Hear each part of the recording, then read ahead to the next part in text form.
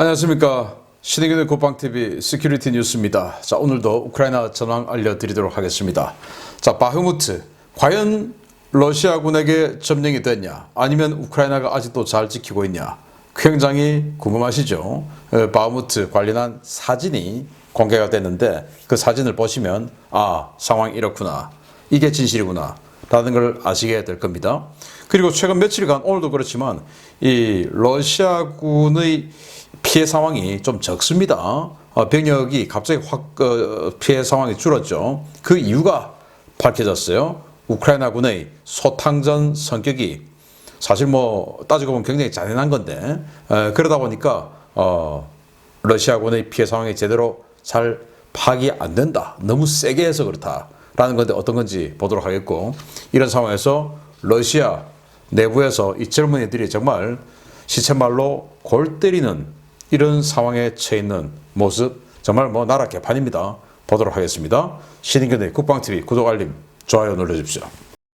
전과를 보겠습니다. 자, 병력 예고드린 대로 적습니다. 390명의 러시아군이 죽었고, 전차 2대 격파, 장갑차 8대 격파, 차량은 -1이라고 되어 있는데 어제 추가로 조금 더 오버카운트가 돼가지고 오늘은 또 우크라이나 총참모부에서 친절하게도 -1이라고 또 표기를 했네요. 특수장비 3대 격파, 야포 7문 격파, 헬리콥터 오래간만에 한 대 격추됐는데 어딘지는 밝히지 않았습니다. 무인항공기 4대 격추 등의 전과가 있습니다.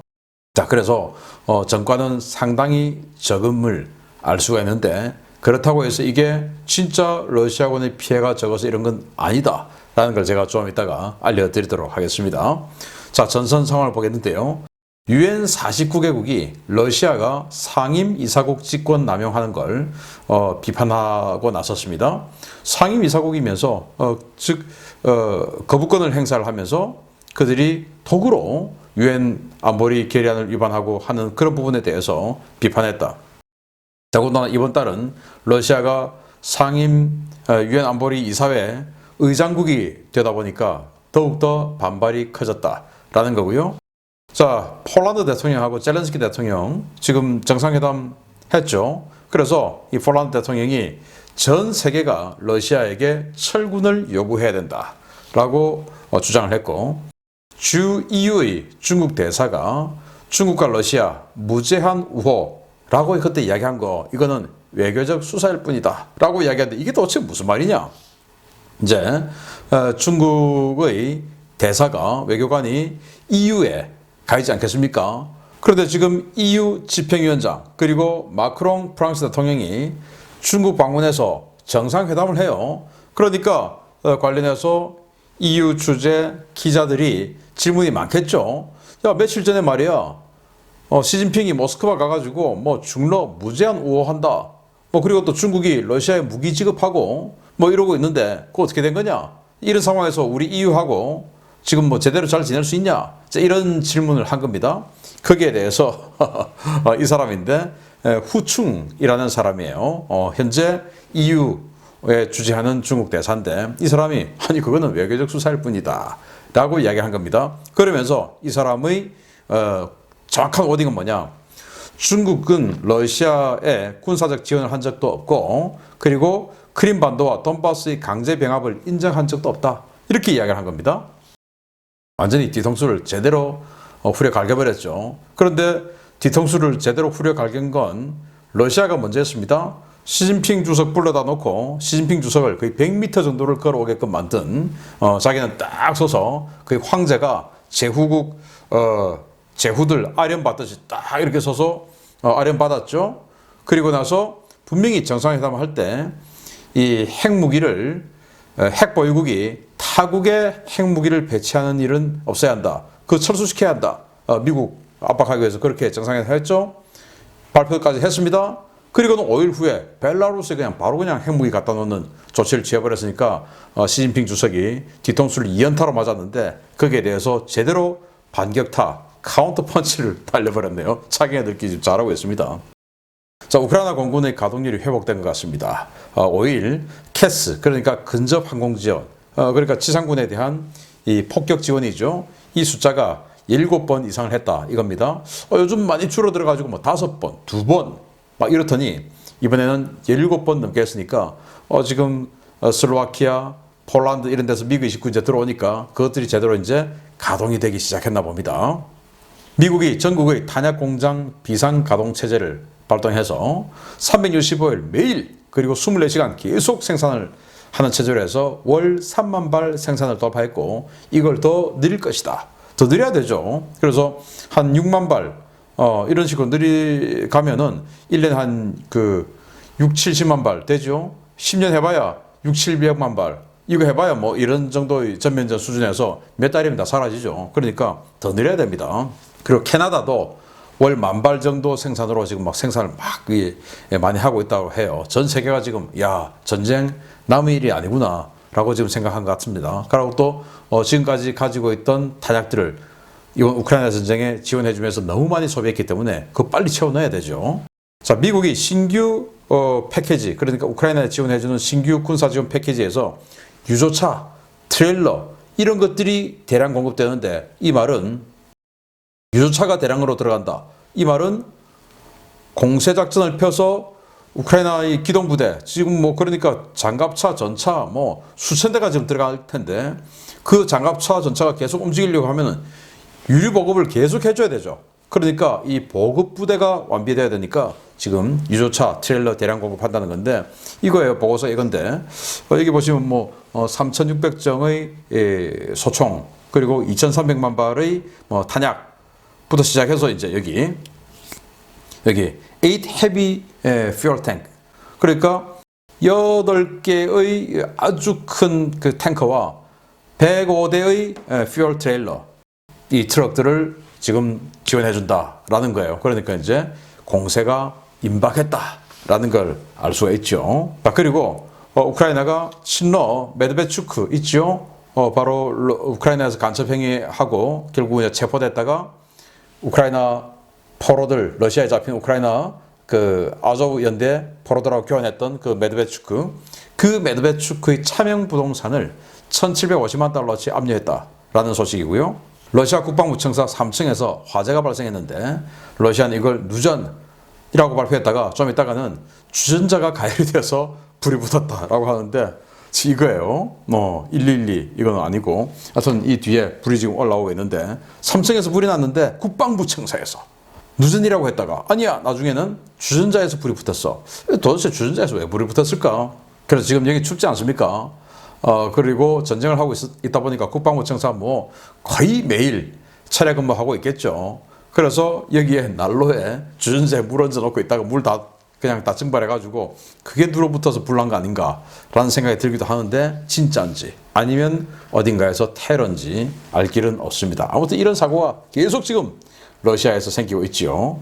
자, 러시아 점령지 멜리토폴에서 또 대규모 연쇄 폭발이 발생했습니다. 멜리토폴, 자포리자주 남부의 중심 물류 도시죠. 여기에 개전 초부터 계속 물류 집산지였는데 지금 뭐 하루가 멀다 하고 대규모 폭발이 일어나고 있습니다. 그러니까 어디서 군수 보급품 왔다, 그 창고에 째놓았다 이러면 그냥 뭐 파르티잔들이 공격해서 깨버리는가 봅니다. 그러다 보니까 이 멜리토폴에 있는 사람들 전부 다 통째로 들어서 러시아로 이주시킨다 라는 그런 말이 나오는 것 같습니다.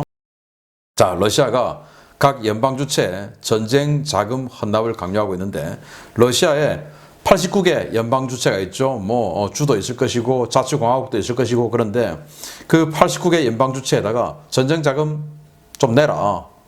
지금 중앙정부 돈이 없으니까 전쟁은 계속 해야 되고 그런데 지방에 뭐 아주 경제 사정이 열악한 그런 그 연방 주체들 자치공화국들 있지 않겠습니까? 그런데는 야 청사에 자판기라도 설치해서 그 돈 모아서 올려보내 이렇게 지금 한다고 하는데 어제 제가 알려드렸던 것처럼 이 카스피해 인근에서 지금 봉기가 발생했지 않습니까? 이런 식으로 가다가는 갈등이 심화되어서 더욱더 그런 것들이 확산되지 않을까라는 기대감이 싹 드네요. 자, 러시아 FSB가 타타르스키 살해 용의자 동선의 CCTV가 목통이 되는데 이거에 FSB가 개입됐다라는 거예요. 이게 무슨 말이냐? 그 여성이 이제 타타르스키에게 그 친러 군사 전문가죠. 밀 블로거 그리고 이제 프리고진을 지지하는 사람이고 푸틴을 욕하던 사람인데 이 사람에게 흉상, 어떤 군인 흉상을 줬고 좀 있다가 그 흉상이 폭발해서 타타르스키가 죽었는데 이 사람이 자기 집에서 나올 때, 그리고 우리나라도 그렇지만은 뭐 러시아도 CCTV가 도로 뭐 곳곳에 깔려 있지 않겠습니까? 그런데 그 사람이 자신의 아파트에서 나오는 CCTV 요거 딱 있고, 그리고 전에 사진으로 보셨던 커브길을 딱 돌아가는 다른 여성 2명하고 3명이 커브길을 딱 돌아가는 그 CCTV, 그렇게만 딱 존재하고 그 중간에 있는 모든 CCTV는 해당 시간에 정말 공교롭게도 이게 뭐 로또 1등을 도대체 몇 번 당첨돼야 될지 모를 정도의 확률 아니겠습니까? 그 많은 CCTV들이 일제히 먹통이 되어 있다. 그 해당 시간에. 그래서 누구를 만났는지, 누구에게 이걸 받았는지, 또 그 사람이 맞는지, 그 사람이 오다 사라지고 다른 사람으로 바뀌었는지 알 수가 없는 겁니다. 이게 일반 개인이 할 수 있는 일이겠습니까? 그래서 FSB가 개입이 되었고 결국 이 타타르스키를 살해한 것은 FSB의 공작이다 라는 그런 말이 되는 것이겠죠. 여러분들 어떻습니까? 이게 일반인이 그렇게 할 수 있겠습니까? 아니겠죠. 자, 이런 상황 바탕으로 주요 소식 들어갑니다. 첫 번째입니다. 러시아가 4월 1일부터 대규모 징병 작업과 모병 작업을 병행하고 있는 가운데 부패로 찌든 러시아 관료들은 이번 병력 충원 과정에서 자기 주머니를 불리고 있습니다. 러시아 전국에서 군 인사 담당자와 의사, 브로커가 개입한 병력 유해 장사가 폭발적으로 증가하고 있으며 당국의 단속이 심해지면서 가격도 대폭 오르고 있다는 소식입니다. 러시아 정부의 징병과 반강제적으로 행해지는 모병을 피하기 위해 브로커에게 돈을 지불하고 징병 유예나 면제 판정을 받는 러시아 청년들의 숫자가 급격히 늘고 있으며 이로 인해 해당 서비스의 가격이 급격히 치솟고 있다고 러시아 독립언론 바자가 텔레그램 채널을 통해 현지 시각 4월 5일 보도했습니다. 브로커들은 러시아 국방부와 지방 행정당국의 인사 담당자, 신체 검사를 해주는 의사와 네트워크를 구축하고 징집과 모병, 동원을 피하려는 사람들을 은밀히 모집하고 있는데요. 제공하는 서비스에 따라 각기 다른 비용을 받고 있습니다. 모스크바의 경우 신체 검사 불합격 방식을 통해 징집을 유예해주는 서비스는 55만 루블에서 60만 루블, 한화 약 900에서 980만 원을 받고 지방의 경우 40만 루블에서 55만 루블, 한화 655만 원에서 900만 원의 비용을 받고 있습니다. 문제는 이러한 비용을 지불하더라도 그 유효기간이 6개월에 불과하다는 것인데요. 극심한 병력 부족을 겪고 있는 러시아는 지난해 법령 개정을 통해 유예를 받는 대상자라고 하더라도 6개월에 한 번씩 인증 절차를 의무화해서 청년들의 병력 기피를 대단히 어렵게 만들었습니다. 이 때문에 브로커들은 실제로 군대에 다녀온 적이 없는 징집 대상자들에게 군 복무 증명서를 팔고 있는데요. 각 지방 병무사무소 담당자와 국방부 관료들이 연결되어 있는 이 서비스는 적게는 200만 루블에서 많게는 300만 루블, 한화 3,300만 원에서 5천만 원을 받고 군복무 증명서를 발급해주고 러시아 정부 주민등록 정보에 군복무 정보를 허위로 등록해주고 있습니다. 이런 서비스는 군복무를 마치고 동원 대상자가 된 사람들에 대해서도 이루어지고 있는데요. 브로커들은 지난해 말부터 데이터베이스화되고 있는 동원 대상자 목록에서 데이터를 삭제해주는 조건으로 적게는 100만 루블에서 많게는 150만 루블, 한화 1,600만 원에서 2,400만 원을 받고 있습니다. 이 정도 비용은 모스크바 기준 평균 약 200만 원, 옴스크나 볼고그라드 지역 기준 150에서 180만 원 정도에 불과한 도시 노동자 월 평균 소득을 생각하면 그야말로 엄청난 돈인데요. 그럼에도 불구하고 징집과 동원을 피해 목숨을 부지하려는 러시아 청년들이 이 불법 서비스를 신청하면서 유사 사기 범죄도 급증하고 있다고 바자는 전했습니다. 이 때문에 가난한 청년들을 중심으로 24만 루블, 한화 약 400만 원의 월급이 나오면서도 계약 기간 중 징집과 반강제 모병, 동원을 피할 수 있는 바그너 그룹 지원 사례가 크게 늘어나고 있는 것으로 보고되고 있습니다. 현재 러시아 청년들 입장에서는 정규군으로 가나 바그너로 가나 목숨 부지하기 어려운 현실은 매 한 가지인데요. 차라리 군에 입대해 총구를 크렘린 방향으로 돌려 전쟁을 끝내는 것이 더 현명한 선택이 아닐까 싶습니다. 야, 병력 브로커 어마어마하네요. 뭐 이럴 수도 있겠습니다. 예, 뭐 저희들이 군대 가던 그 시절에 병력 비리 어마어마했죠. 그래서 당시에 대학생들 친구들 앉아서 뭐 이제 대학 한 1학년, 2학년쯤 되면 야 누구는 뭐 아빠 잘 만나서 면제 받았다 하더라 뭐 그래서 장군의 아들, 신의 아들 뭐 이런 것까지 막 비유가 나오고 했었죠. 그러다가 노태우 대통령이 들어와서 이 병역 비리를 대대적인 단속을 했던 적이 있는데 그게 제가 이제 군대 가던 시점이라서 기억을 해요. 제가 당시 이 신문에서 봤던 게 평균 한 800만 원 정도를 받았다라는 게 제가 지금 선명히 기억하고 있는데 그게 어느 정도냐? 당시 공무원 초봉이 한 800만 원 정도 됐다라고 합니다. 그러니까 요즘으로 치면 공무원 초봉 연봉 정도를 이렇게 주고 군 면제를 받았다. 그걸 이제 대대적으로 단속했다라는 건데 뭐 저희들이 군대 갈 때는 49%가 현역이었고 나머지 51%는 면제 아니면 방위였습니다. 근데 지금 92% 정도가 현역을 가니까 참 뭐 그런 건 언감생심이죠. 그래서 또 안 되고. 근데 여기는 가면 이제 죽을 것 같으니까 이게 가격이 점점 더 올라가는 거죠. 참 기가 찬 일인데 그러다 보니까 바그너 그룹에서는 야 차라리 우리에게 와라. 우리는 그래도 돈 준다. 그리고 또 최근에 바그너 그룹이 이제 이 우크라이나 전장에서 발을 좀 빼고 이 러시아 내부의 전력을 비축하는 이런 추세로 가지 않습니까? 물론 러시아 젊은이들은 그 사실을 모르겠지만 옆에서 보는 우리는 그런 게 눈에 보이죠. 그래서 차라리 바그너 그룹 가면 전장에 가지 않고 러시아 내부에서 내전에 대비하는 이런 상황이 되지 않을까라는 생각이 드는데 그래서 바그너는 이렇게 요게 이제 겉면이고 요게 내면입니다. 뒤집으면 이렇게 되고 이렇게 해서 이 아파트로 치면은 뭐 다 이렇게 편지 꼽는 데 있죠. 여기다 막 꼽아 놓는답니다. 자기네들에게 와라 바그너로 돈 400만 원 준다 월급. 자 이런 식으로 서로 지금 모병 경쟁에 들어가고 있는 중이다. 그리고 나라는 완전히 콩가루가 되고 있다. 라는 상황이에요. 자 이런 상황 바탕으로 바흐무트 이거 어떻게 됐냐? 궁금하시죠? 보겠습니다. 우크라이나군과 러시아군이 뒤엉켜 그야말로 대접전이 벌어지고 있는 바흐무트에서 러시아군이 속속 소탕되고 있다는 소식입니다. 워낙 많은 러시아군이 소규모 팀으로 잠입해 시가지 곳곳에 숨어들어 여전히 전투가 격렬하게 진행되고 있는데요. 최근 우크라이나군이 발표한 러시아군 전사자 숫자가 급감한 배경에 대한 충격적인 정보가 나왔습니다.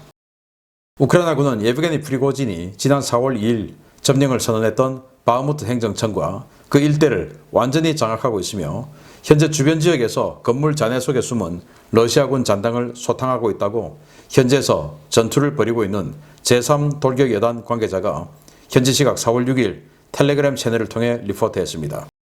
이 관계자는 프리고진이 몰래 러시아 국기를 걸었던 바흐무트 행정청 앞 도로를 순찰하고 있는 우크라이나군의 BMP-2 보병 전투 장갑차 영상을 공유하면서 현재 바흐무트 도심은 우크라이나군이 통제하고 있으며 건물에 숨어든 소수의 러시아군 잔당들을 소탕하고 있다고 밝혔습니다. 현재 우크라이나군은 바흐무트 도심과 도심 외곽지역, 서부 방어선 후방 지역에 최소 15개, 최대 20개 예단급 병력을 배치해 이들을 주기적으로 순환 투입하고 있는데요. 교체 주기가 비교적 짧고 보급 상태가 양호해 전선을 유지하고 관리하는 데 별다른 문제는 없다고 제3돌격여단 측은 밝혔습니다. 우크라이나군은 시가전에서 여러 종류의 열압력탄 무기를 사용하고 있다고 밝혔는데요. 우크라이나군 측이 공개한 열압력 무기는 미국제 마크14 모드 제로 열압력 수류탄, 불가리아제 RTV-7MA 열압력 유탄 발사기, 우크라이나제 자체 개발 열압력 수류탄인 RGT-27 시리즈, 러시아군으로부터 노획한 프로-A 일회용 열압력 로켓 발사기 등 4종류의 심지어 러시아판 미클릭인 UR-77까지 확인되고 있습니다. 기화폭탄으로도 불리는 열압력탄은 폭발과 함께 발생하는 파편으로 인마 살상 효과를 얻는 일반적인 고폭 탄약과는 달리 매우 짧은 시간에 에어로졸 형태의 가연성 기체를 확산시킨 뒤 점화하는 방식으로 파괴력을 만드는데요. 폭발 순간 엄청난 충격파가 발생하고 폭심지 주변을 진공 상태로 만들어버리기 때문에 유효 반경 안에 있는 모든 생물체는 조각조차 찾기 어려울 정도로 찢겨 죽거나 순간적인 고열에 타 죽게 됩니다. 특히 이런 열압력탄은 콘크리트 벙커나 지하실 등 실내에 있는 표적을 상대로 사용되었을 때 더 큰 위력을 발휘하는데요. 밀폐된 공간에서 열압력탄이 터질 경우 인체에 전해지는 충격파도 대단히 크지만 열과 충격파에서 살아남더라도 산소가 사라져 질식사하기 때문에 열압력탄 공격을 받는 대상은 생존 확률이 극히 적을 수밖에 없습니다.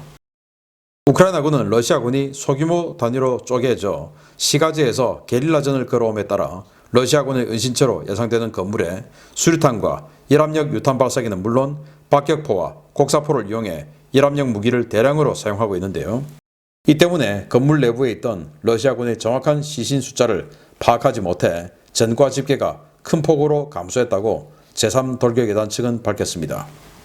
이와 관련해 도네츠크 반군 지도자 이고르 거킨 전 도네츠크 국방장관은 우크라이나군이 기차역을 비롯한 도심 중심부를 여전히 장악하고 있고 우리의 공격은 수렁에 빠졌다라며 거의 1년 동안 전선 상황이 바뀌지 않은 마린카와 마찬가지로 바흐무트 전선은 고기 분쇄기가 되어가고 있는데 갈려나가는 병력에 비해 발생한 영토 이득은 극히 미미한 수준이라고 평가했습니다.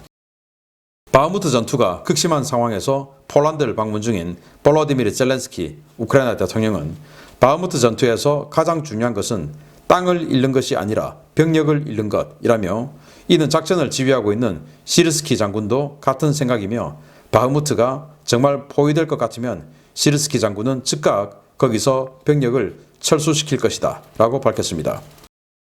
젤렌스키 대통령은 그러나 바흐무트는 우크라이나군이 통제하고 있고 그런 일은 발생하지 않을 것 같다 라며 이제 남은 것은 반격이며 우방국들이 무기를 더 빨리 줄수록 바흐무트에서의 반격 일정도 빨라질 것이라고 강조했는데요. 전선이 유지되고 있다는 우크라이나 측의 주장이 맞다면 도대체 지금 집계조차 되지 않고 바흐무트에서 분진이 되고 있는 러시아군의 숫자가 얼마나 많을지 실제 현장의 상황은 얼마나 끔찍할지 가늠조차 되지 않습니다. 네, 이거 지금 어마어마하게 큰 폭발이 일어나고 있는 모습인데요. 이게 러시아판 미클릭이라고 하는 UR-77이 터지는 거예요. 꽤 큰 건물입니다. 제가 이 동영상 봤는데 우리 한국군 미클릭하고는 좀 달라요. 지뢰 제거하는 무기지 않습니까? 미클릭. 공병들이 쏘는 건데 우리 한국군 미클릭은 뭐 발사하면 뭐 완전히 천지사방 다 터지는 것 같은 엄청난 경험과 함께 수백 미터가 그냥 막 불바다로 그냥 순식간에 이렇게 휩싸여 버리죠. 터지면서 지뢰 다 제거하는 건데, 근데 여기는 이제 쐈습니다. 한참을 날아가더니 제법 멀리 날아가서 이 건물에 쑥 떨어졌어요. 그리고는 한 1분 정도 가만히 있다가 갑자기 그냥 빵 터지면서 엄청나게 큰 폭염 화염이 터지면서 제법 큰 건물이 그냥 이렇게 완전 화염에 휩싸여 버리더라고요. 자, 열압력 무기를 쏜 거죠. 자, 이런 거. 자, 그리고 여러분들 궁금해하시는 바흐무트 전선 중에서 프리고진이 가가지고 행정청 점령했어 하고 거기다가 이제 깃발 꽂았던데 거기가 바로 여기 아니겠습니까? 여기. 그래서 여기에서 순찰하는 여기 뭐 하나 보이죠? 장갑차 앞머리입니다. 여기에서 이제 야 여기 지금 아무 저항도 없잖아. 여기가 바로 그 프리고진이 깃발 꽂았던 거기야 하면서 이렇게 동영상을 보여주고 있는 우크라이나군의 동영상 나왔어요. 그러니까 러시아군이 바흐무트를 점령했다. 행정청을 점령했다. 이거는 거짓말이다. 밤에 가서 프리고진 밤에 가서 몰래 했지 않습니까? 적외선 카메라로 찍었던데. 그래서 밤에 가서 몰래 하고 가능크죠. 그러고 이제 나왔던 건데. 자, 여기 보시면 바로 한 블록 옆에가 바흐무트우카 강이죠. 그러니까 이 강을 중심으로 아직도 강을 사수하고 있다. 라는 게 지금 나왔고, 결국 뭐 소수의 러시아군 게릴라들이 이런 식으로 들어와가지고 하다가 이제 장력을 잃고 건물 내부로 숨어 들어가 있는데 그 건물 내부로 숨어 들어가 있는 러시아군 병력들을 소탕하고 있다. 근데 하나하나 이제 건물 내부로 들어가서 문 따고 들어가서 쏘고 이거 하려면 엄청나게 희생도 공격하는 측이 크겠죠. 즉 우크라이나군이. 그러니까 그럴 것 없이 그냥 뭐 안에서 그냥 통구이 만들어 죽이자 하고는 열압력탄으로 그냥 다 죽이고 있다는 겁니다. 안에 안 들어가고 그냥 밖에서 던져가지고. 그래서 미국제 마크 14 이 열압력 수류탄 또는 이 우크라이나제 이 RGT-27 열압력 수류탄 이런 것 가지고 그냥 뭐 밖에서 안으로 그냥 던져버리면 안에서 진공 상태로 그냥 폭염해서 그냥 다 폭사 또 질식사 시켜버린다는 거죠. 이게 이제 불가리아제 RPG-7에 갖다 붙이는 열압력 로켓탄이에요. 이게 이제 RTV-7이라는 건데 요거 지금 여기다 욕 적고 있는데 자 이렇게 해서 여기다 장착해 RPG-7에 장착해서 여기 지금 또 다른 같은 좀 팀원이죠. 뭐라고 이야기합니다. 저기 그 건물에 러시아 놈들 있는 것 같아. 알았어. 기다려봐. 그래가지고 이제 이렇게 싹 이따가 동영상 캡처본인데 가가지고 그냥 퐁 쏩니다. 그리고 거기 가서 완전히 그냥 불바다를 만들어 버려요. 이런 식으로 공격해서 도대체 안에 뭐 건물 안에 몇 명 있는지 모르니까 BDA가 안 된다. 피해 판정이 제대로 안 된다. 그래서 그냥 몇 명인지 모르니까 이렇게 갑자기 며칠간에 지금 뭐 소탕 작전 하고 있으니까 기압폭탄으로 다 죽이고 있으니까 몇 명 죽였는지 모르니 그냥 390명, 어제는 뭐 400몇 명, 500몇 명 이런 식으로 뚝뚝 떨어지고 있는데 실제로는 러시아군 많이 죽고 있다. 그리고 러시아군이 바흐무트를 점령한 건 낭설이다. 그리고 제렌스키 대통령이 폴란드에서 지금 바흐무트에서 우리가 영토를 잃는 것이 걱정되는 게 아니라 사람을 잃는 게 걱정된다. 러시아군하고 계속 싸우고 있으니까 러시아군도 많이 죽고 있지만 그래도 우크라이나군도 죽어나가니까 이 영토 이거 별거 아닌데 바흐무트 이거 어차피 지금 다 회복할 건데 사람이 계속 죽는 게 맞냐. 여기에 대한 고민이 있다 이거죠. 그렇지만은 아직은 그 고민 끝에 야 너무 많이 죽는다 라고 할 정도는 아니다 라는 거 아니겠습니까? 놀리는 거죠. 그래서 빨리 반격하고 싶다라고 제렌스키 대통령도 이야기했는데 빨리 반격하는 모습 저도 보고 싶습니다. 바흐무트 문제없다 알려드렸습니다. 마치겠습니다. 감사합니다.